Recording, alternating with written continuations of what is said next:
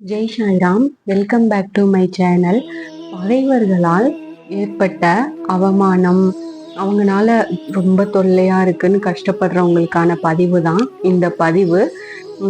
பில்லி சூனியம் இந்த மாதிரி இருக்கு அப்படின்னு நினைக்கிறவங்க கூட இப்ப நான் சொல்ல போற இந்த வழிபாட்டை நீங்க செய்யலாம்.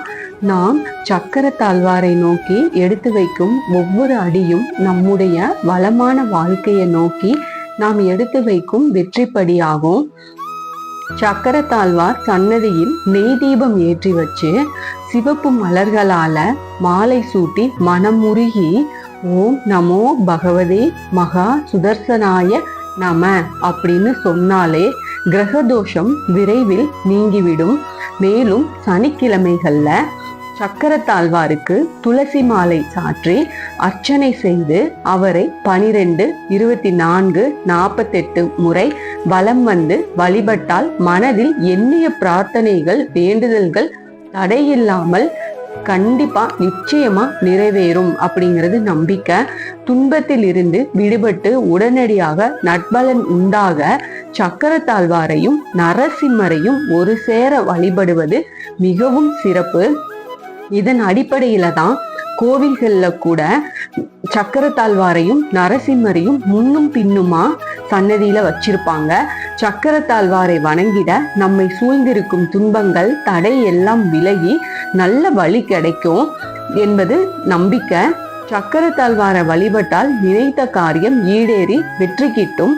மன அமைதியின்மை, செய்யும் தொழிலில் நிலையற்ற தன்மை, கெட்ட கனவு, எதிர்மறை எண்ணங்கள், பகைவர்களால் ஏவப்பட்ட பில்லி சூனியம், ஏவல், உடல் நலம் சரியில்லாமல் சித்தபிரமை, புத்தி சுவாதீனம் போன்ற பிரச்சனைகளால் பாதிக்கப்பட்டவர்கள் மதுரையில் உள்ள திருமோகூர் காலமேக பெருமாள் திருக்கோயிலில் வீற்றிருக்கும் சக்கரத்தாழ்வாரை மனமுருகி வணங்கி வந்தால் பிரச்சனைகளையும் துன்பங்களையும் நிச்சயமாக தீர்த்து வைப்பார். நாளை என்பது நரசிம்மனுக்கு கிடையாது அப்படின்னு சொல்வாங்க. அப்படி என்றால் அவரிடம் அபயம் என்று போய் நின்றால் அடுத்த கணமே நம்மை அவர் இடர்களிலிருந்து காத்தருள்வார். திருமாலின் பக்தர்களுக்கு துன்பம் ஏற்பட்டால் அது அந்த பெருமாளுக்கே ஏற்பட்ட இடையூறாக தான் கருதி விரைந்து காப்பவர் தான் சக்கரத்தாழ்வார்.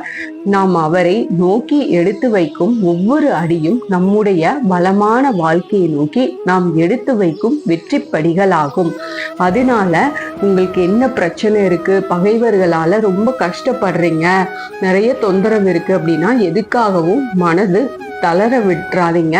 நீங்க போய் சக்கரத்தாழ்வாருக்கு நான் சொன்ன மாதிரி இந்த மாதிரி நெய் தீபம் போடுங்க. கண்டிப்பா உங்க பிரச்சனையிலிருந்து காப்பாரு.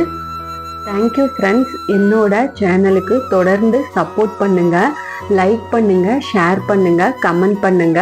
நான் இதே போல ஆன்மீக பதிவுகள் நிறைய உங்ககிட்ட ஷேர் பண்றேன். எனக்கு தெரிஞ்ச எல்லா ஆன்மீக பதிவுகளையும் உங்ககிட்ட ஷேர் பண்றேன். மறக்காம சப்ஸ்கிரைப் பண்ணுங்க, பெல் ஐகானை கிளிக் பண்ணுங்க. Thank you friends. மீண்டும் அடுத்த பதிவில் சந்திப்போம்.